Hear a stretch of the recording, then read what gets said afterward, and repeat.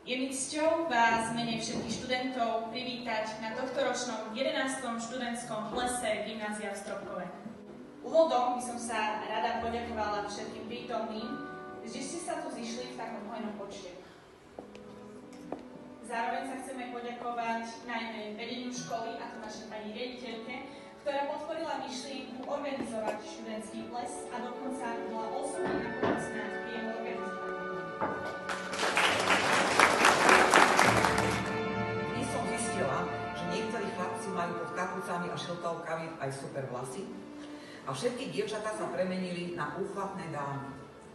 K plesu patrí dobré jedlo, dobrá hudba, tanec a noblesa. To všetko bude vďaka učiteľom, rodičom aj vašim vyčlením súčasťou dnešného večera. Dovoľte mi, aby som slávnostne otvorila 11.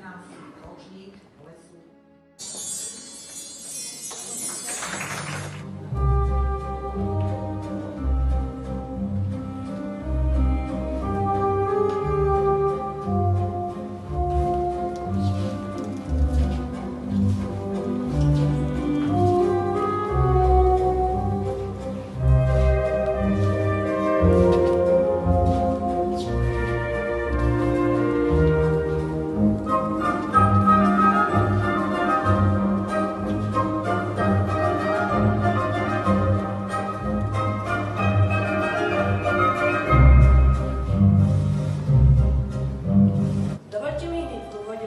Našim spolužiakom a spolužiačkám za nádherný úvodný tanec.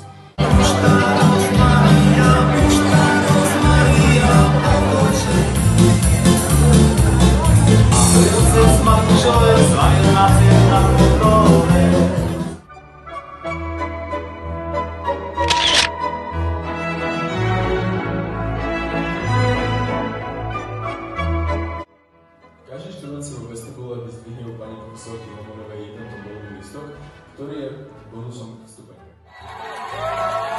A po číslo 14 sa nachádza darčekový poukaz do kina v hodnote 25 eur, cenu venovala inžinierka Katarína Cíka, inžinier Julius Zakovič, 58. Nemáme cenu číslo 39, je to budovala lekár spontánna, doktor farmácie Igor Šešťan.